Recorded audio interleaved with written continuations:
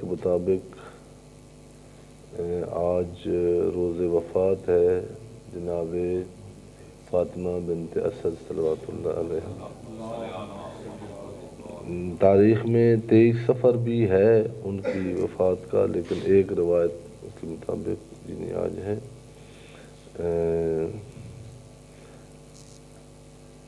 ان کی عظمت کے لیے یہی کافی کہ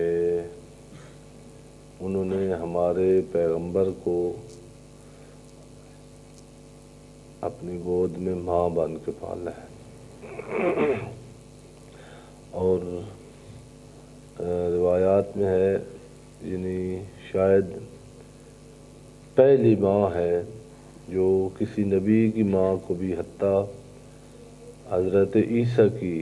والدہ محترمہ جو قرآن کی نص سے بطول ہیں، ان کو بھی یہ فضیلت حاصل نہیں ہے کہ ان کے بیٹے کی آمد بیت اللہ میں ہوئی ہو۔ یہ شاید کائنات کی پہلی مستور ہے جس کا یہ عظمت ہے کہ اس کے بیٹے کی ولادت خانہ خدا میں ہوئی۔ یہ جو برادران پیچھے بیٹھے ہیں آگے آ جائیں، آپ ادھر باتیں نہ بیٹھ کے کریں،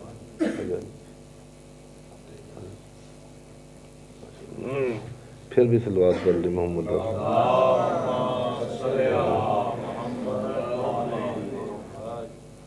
انشاءاللہ محسوس بھی نہیں کریں گے یہ تھوڑا ثواب اور قرآن کی خدمت میں، تو وہ پتہ نہیں چلتا، دو آدمی اگر آپس میں کوئی بات کر رہے ہوں نا تو دوسروں کے لیے وہ پھر ڈسٹربنس ہوتی۔ پھر بھی ایک دفعہ سب کی سلامتی کے لیے صلوات پڑھ لیں محمد۔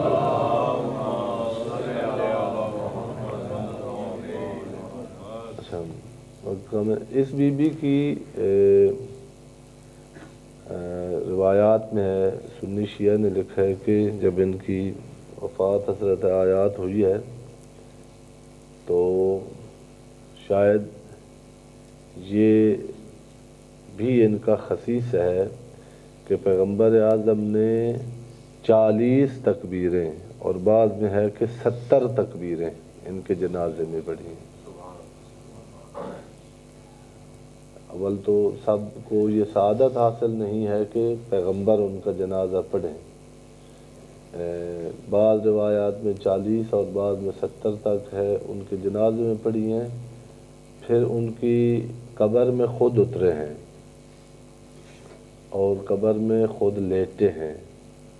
اپنے جو قمیض تھا اس سے ان کو کفن پہنایا ہے۔ خداوند عالم بحق محمد و اہل بیت محمد ان ذوات مقدسہ جو محسن پیغمبر ہیں وہ محسن اسلام ہیں، اور جو اسلام کا احسان فراموش نہیں ہے اس کو ان ہستیوں کا بھی احسان فراموش نہیں ہونا چاہیے تھی جنہوں نے اسلام پال کے عالم انسانیت کو دیا ہے۔ غیر سخت یعنی شیب ابی طالب میں بھی بی بی رہی ہیں، مدینہ میں ان کی وفات ہوئی ہے 4 ہجری کو، اکثر نے کہا ہے، بعض نے کہا ہے 5 ہجری کو، یا 23 صفر کو، یا 7 ماہ مبارک رمضان کو۔ ایک دفعہ پھر صلوات پڑھ لیں محمد۔ اچھا، ماہ مبارک میں قرآن مجید کے نازل ہونے کے بارے میں عرض کیا کہ کچھ ہوتی ہیں محدودیتیں ہوتی ہیں کہ بعض سے جس طرح جو ان کا حق ہے وہ جب تک باقاعدہ کلاس کا ماحول نہ ہو تو وہ ادا نہیں ہو سکتا، بلکہ بعض اوقات جو دقیق بات ہیں ان کو پھر عمومی طور پر مطرح کیا جائے اور ان کا حق ادا نہ کیا جائے تو وہ ذہن کے مشوش ہونے کا بھی باعث بنتی ہے کہ ایسے جنہیں علماء سے بھی یہ غلطیاں ہوئی ہیں کہ بعض وہ ان کے قد سے بڑی بات تھی اور اس کو مطرح کیا ہے، پھر اس کو سلجھا نہیں سکے، وہ عوام کو یعنی اس کی تبیین نہیں کر سکے اور وہ ایک ایشو بن گیا ہے۔ آج تک ایسے بہت سارے مسائل ہیں۔ جو خلاصہ تھا اس بات کا جس میں ہمارے لیے کوئی نقطہ عملی نکل سکے، بعض باتیں ہوتی ہیں ان کا علمی بہت دقیق باتیں ہیں، لیکن جتنی وہ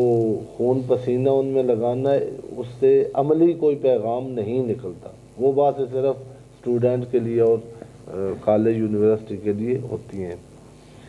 البتہ ہر بات سے نکلتا ہے، دقت کرے تو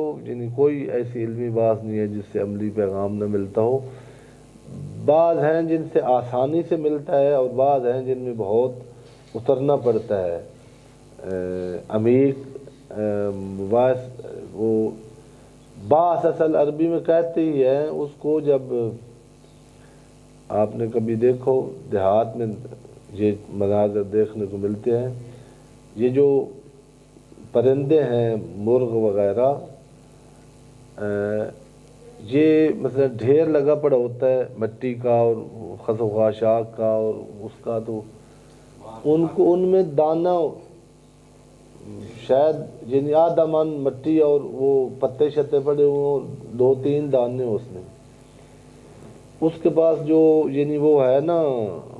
کھودنے کا، وہ پاؤں کی جو ساتھ ذرہ ذرہ ایسے ایسے وہ ہٹاتی ہے، اس میں سے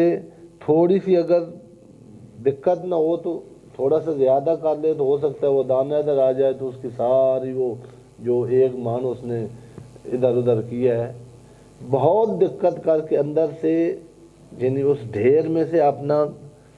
خوراک تلاش کرنا، اس کو کہتے ہیں باس۔ اور یہ جو درس کا لفظ ہے، درس کا تدریس جس کو کہتے ہیں، یہ بھی عربی کا لفظ ہے۔ اس کا معنی دارسا اصل ایک عرب استعمال کرتے تھے، وہ بھی بخاری صاحب بتا سکتے ہیں جو کہ سرگودہ رہے ہیں، اور ان کو شاید وہ کسانوں سے ملنے کا بھی شرف حاصل ہوتا ہو۔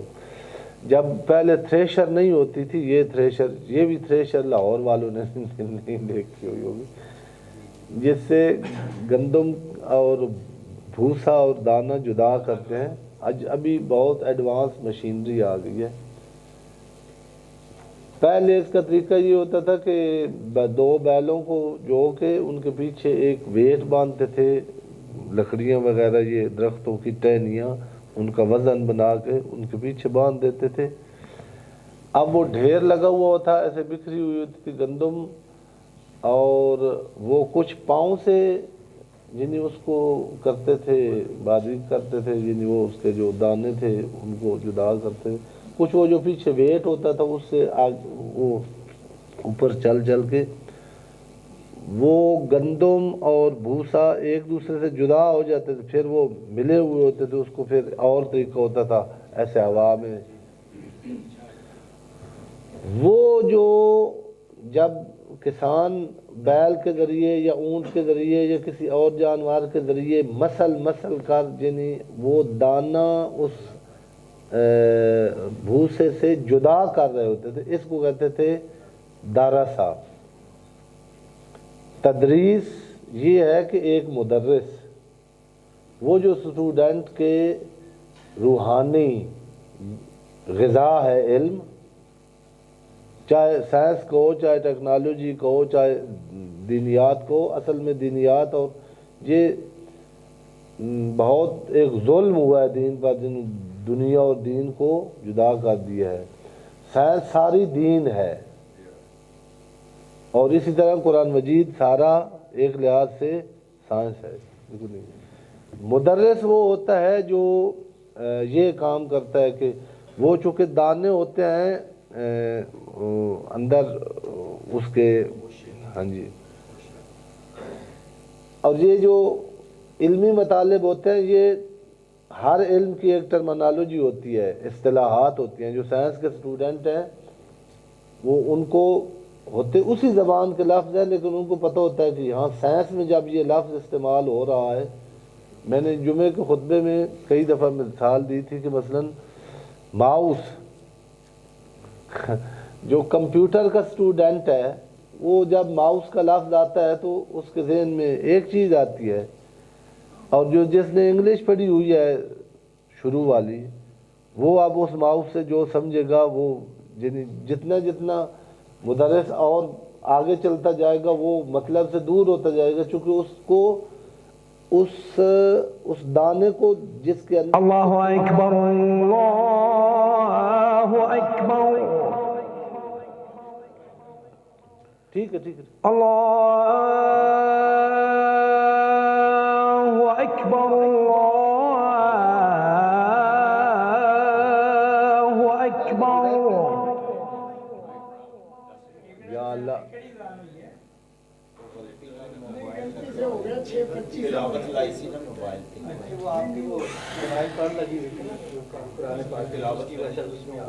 اچھا نہیں، میرا فون تو ادھر ہے، وہ کوئی